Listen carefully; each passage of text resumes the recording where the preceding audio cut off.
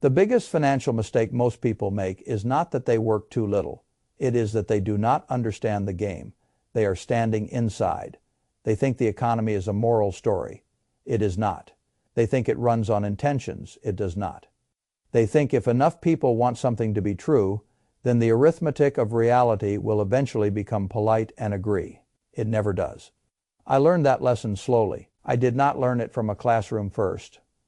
I learned it from watching what happened to people who kept colliding with incentives. They did not understand and prices they did not respect.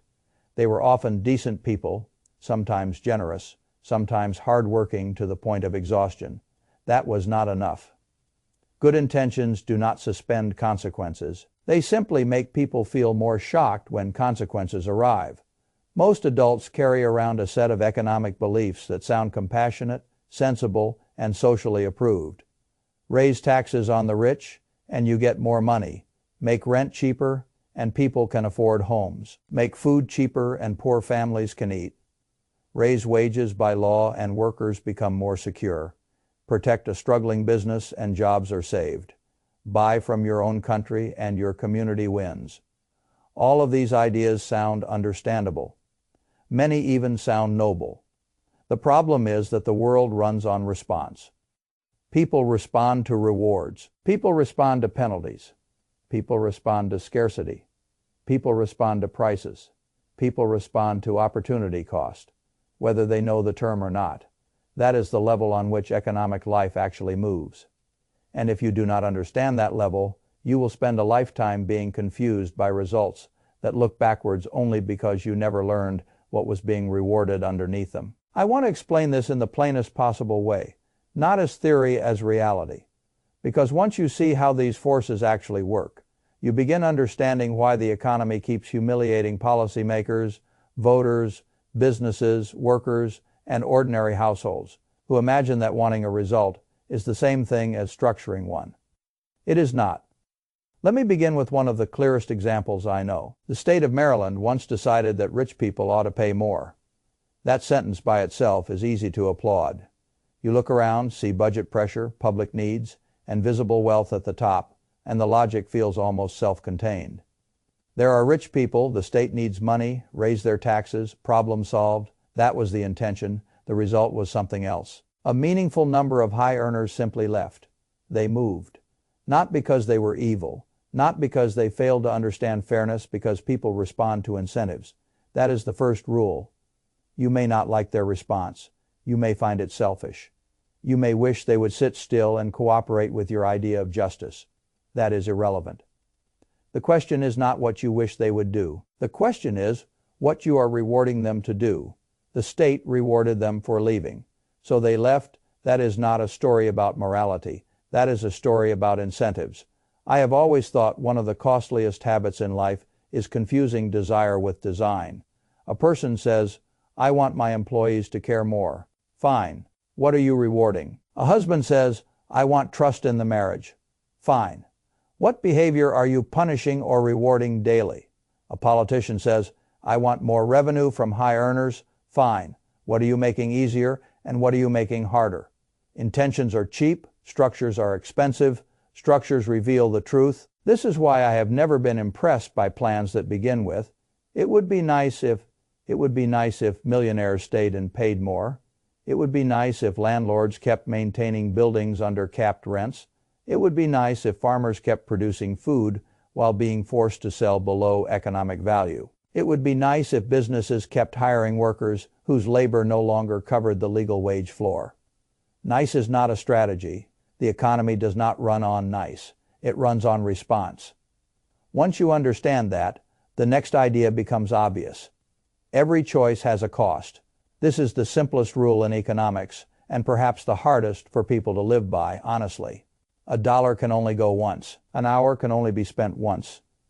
Energy, attention, reputation, land, labor, capital, all of it is limited by the fact that using it here means not using it there. Most people say they understand this, and then proceed to live as though trade-offs are a cruel surprise that only appears when life becomes unfair. Trade-offs are not the exception. They are the rule. A young man buys a BMW because the payment looks manageable. and the car tells a story about who he thinks he is becoming. Fine. He did not merely buy a car.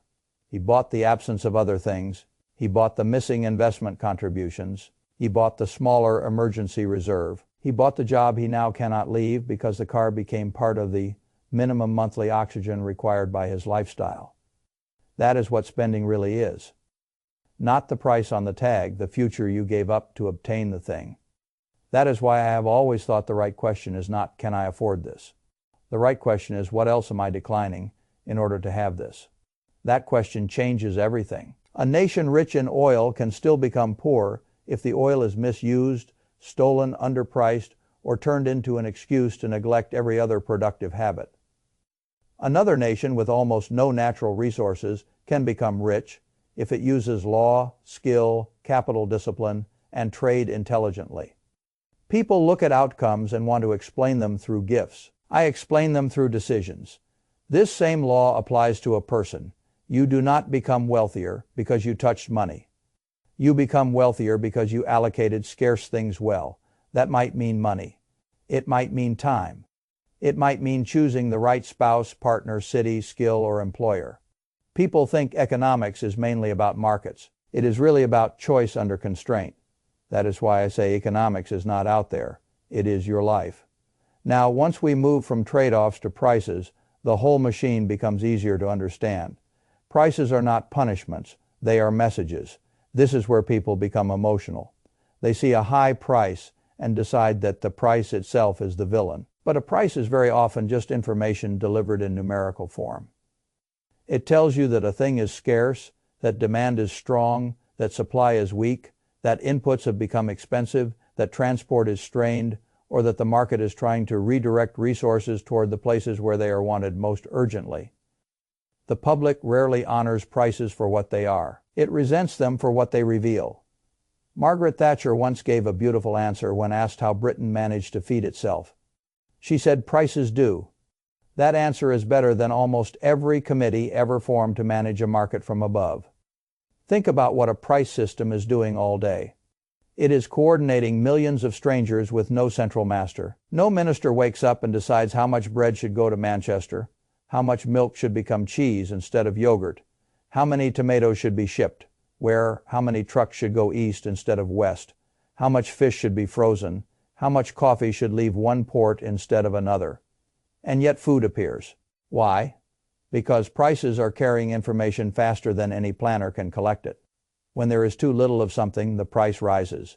The higher price tells buyers to economize and tells suppliers to hurry. It says, "This thing matters more, now bring us more of it." When there is too much, the price falls. The lower price says, "Slow down, redirect effort elsewhere." This is no longer where scarcity lives. That is the beauty of the system. It is not beautiful morally. It is beautiful informationally. People keep trying to replace it with intention. And every time they do, the information dies first and the consequences arrive second. Which brings us to price controls. This is the point where a great many well-meaning people become dangerous. A city sees high rent and concludes that rent is the problem. So it caps rent. A country sees expensive food and concludes that food prices are the problem. So it caps food prices. A government wants to help farmers and decides the market price is too low. So it guarantees a high one. In every case, the desire sounds decent. In every case, the result flows from the same logic. If you set the price below reality, demand rises and supply falls. If you set the price above reality, supply rises and demand falls.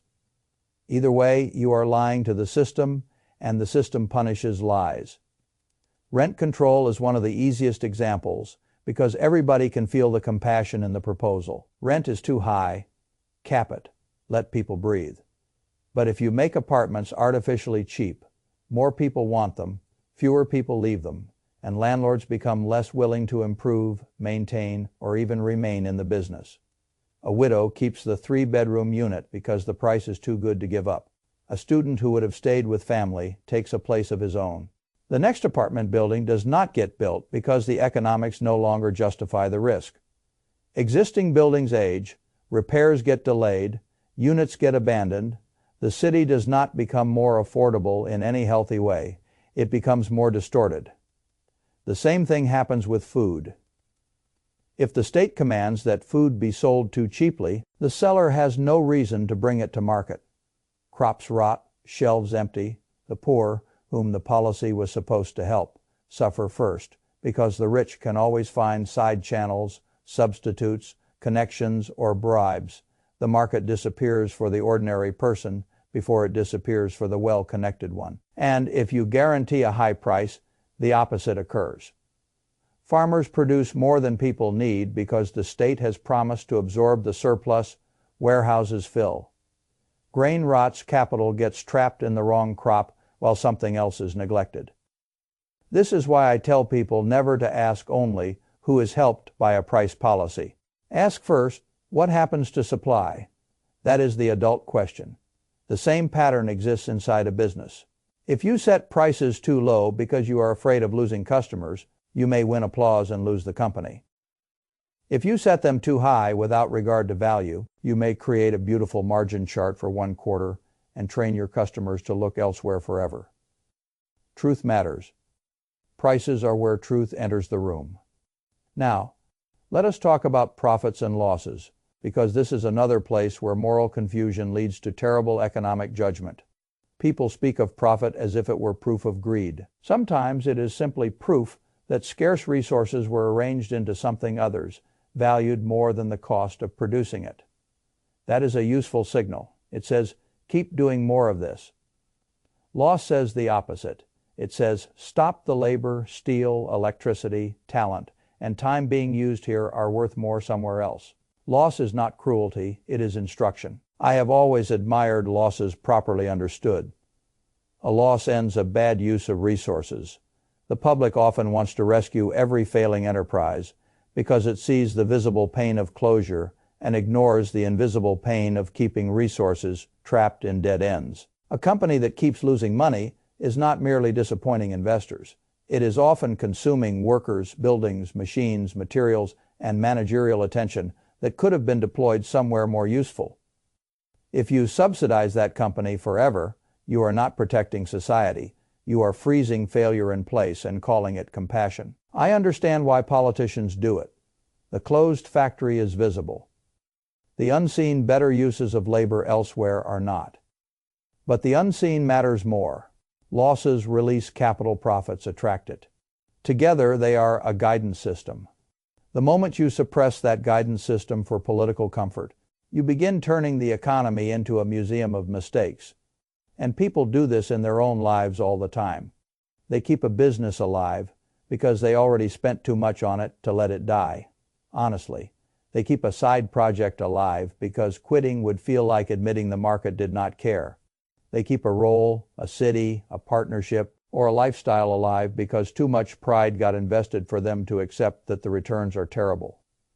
That is not discipline. That is denial financed over time. Profits and losses are directions. They are not insults. Then there is the question people care about more than almost any other: wages. Why does one job pay more than another? Why can a man work brutally hard in one field and remain underpaid, while another person using a laptop in an air-conditioned room becomes wealthy? The public wants to answer this morally. It wants to say effort should determine pay. Sometimes effort helps. It is not the whole answer. A wage is a price. More specifically, it is the price of labor relative to the value that labor creates. If I run a lemonade stand and you help me sell 10 more cups than I could have sold alone, then your presence created measurable value. The most I can rationally pay you is whatever that extra value is worth to the business. If I am forced to pay you more than the value you create, then I am not being generous for long. I am destroying the enterprise that would have employed both of us. This is where minimum wage debates become emotionally explosive and analytically weak. The question is not whether workers deserve a better life. Of course they do. The question is whether a law can command a wage higher than the value of marginal labor without changing employer behavior. It cannot. If the law demands $15 for labor producing $10 of value, then the business must change something else. Hire less, automate more, raise prices, cut hours, shut down. Again, intentions lose to incentives. A wage is not a medal for effort. It is the market price of the results your labor can generate under current conditions. This is why the path to higher income is not simply demanding more. It is becoming more valuable, acquiring skills the market pays for, moving closer to revenue, solving more expensive problems, learning what fewer people are willing or able to do. The world is full of workers arguing with arithmetic as if outrage can replace value creation. It cannot. And finally, there is trade, perhaps the most misunderstood economic force of all, because politicians love to describe it as war. They say one country is beating another. They say jobs are being stolen. They say we are losing because we buy and they sell. This is childish language. Trade is not war when entered voluntarily. It is cooperation through specialization. If I am a lawyer billing $300 an hour and I hire someone to clean my office for $20, I have not been defeated by the cleaner. Both of us gained. I spent $20 to preserve an hour better used elsewhere.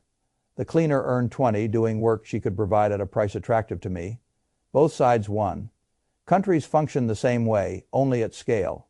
Even if one country is better at making many things, it may still make sense for it to specialize where its advantage is greatest and trade for what others can produce more relatively efficiently. This is not weakness. It is intelligence. The public often thinks self-sufficiency sounds noble. Sometimes it is simply expensive vanity. A nation trying to make everything itself regardless of cost is often just choosing to be poorer than it needs to be. So is a person. How many hours do you spend every month doing things you are terrible at, hate doing, and should obviously trade to someone else if your own time is worth more elsewhere? Admin, cleaning, formatting, errands, repetitive tasks. This is economics too. Every hour spent on your weakness is an hour stolen from your strength. That is why trade creates wealth. It allows specialization. It allows energy to flow toward comparative advantage. It allows both parties to end with more of what they value than if each had tried to be a closed little economy unto himself. Once you understand that, the world stops looking like a moral theater and starts looking like a system of signals, rewards, costs, prices, profits, losses, wages, trade. These are not academic abstractions. They are the rails under ordinary life. Ignore them, and you will keep wondering why noble plans fail, why cheap policies create shortages, why emotional pricing destroys supply, why businesses collapse despite support, why demanding more money does not make labor more valuable, and why trying to do everything yourself keeps you broke and tired. Respect them, and something changes. You become harder to fool. That is one of the most valuable financial states in the world. Understanding economics will not automatically make you rich, but it will make you much more difficult to manipulate by politicians, commentators, advertisers, employers, friends, and even your own better sounding but worse thought instincts. And that alone is worth a great deal. I have always believed that the point of learning is not to become more opinionated. It is to become less vulnerable to nonsense. Economics understood properly is one of the finest tools I know for that, because once you see that people respond to incentives, that every choice has a trade-off, that prices are information, that price controls suffocate the very thing they claim to help, that profits and losses direct resources, that wages are prices too, and that trade makes both sides richer. You cannot go back to the childish version of the world. You can still disagree with policy. You can still care about justice. You can still want a gentler society. Good. So do I. But now you will know that wanting a result is not the same as structuring one. That is the beginning of seriousness. And seriousness is rare. Most people live in a world of slogans. Raise this cap that punish them. Protect these. Buy local, make it affordable, pay people more, save jobs. All of these phrases can be made to sound compassionate. Very few ask the adult question. What behavior will this reward? What supply will this discourage? What cost will this hide? What signal will this distort? Where will the resource go instead? That is economics. And once you begin asking those questions, you will notice something almost immediately. The world will still be unfair. but it will stop being mysterious. That is a tremendous relief, because a mysterious world breeds panic. A world with understandable incentives breeds strategy. I prefer strategy. I prefer reality. I prefer a life built around what people actually do when prices, rewards, and trade-offs move them, not around sentimental fantasies about what they ought to do if the universe were run by speeches. That is the real lesson. The economy is not complicated in the way people think. It is demanding. It demands that you respect consequences. It demands that you follow incentives below the slogans. It demands that you see every dollar, every hour, every law, every wage, every profit, and every price as part of one larger system of signals. Once you do not become cynical. You become precise. And precision, in money and in life, is often the beginning of wisdom. There is one more point I want to leave you with, because it is where many people become confused about what economic thinking really does to a person. They think understanding incentives makes you colder. I think it makes you harder to lie to. That is not the same thing. A sentimental person who does not understand incentives may support a policy that hurts the poor while believing himself compassionate. A serious person who understands incentives may oppose that same policy not because he cares less, but because he has followed the chain of consequences far enough to see who will actually bear the cost that matters. Real compassion has to survive contact with arithmetic. Otherwise, it is just theater. The same principle applies in personal life. A person can be endlessly generous with other people's time, endlessly hopeful with his own capital, endlessly patient with a bad business, endlessly romantic about a bad purchase, endlessly idealistic about a weak employee, and call all of it kindness. Sometimes it is simply the refusal to respect what reality is signaling. Reality does not become cruel because it keeps score. It becomes useful. And once you understand that, you stop asking only what sounds right. You start asking what will happen next. That is a much more mature question. It is also the beginning of wisdom in business, investing, and policy. So yes, economics will not make you rich by itself, but it may save you from making dozens of expensive mistakes that were packaged as moral certainty, social approval, or obvious common sense. That is already a very large return, because in the end, the people who move ahead are not always the people who know the most formulas. They are often the people who stop fighting the basic logic of incentives, scarcity, prices, and trade, and start arranging their lives in harmony with it. That is what I would urge you to do.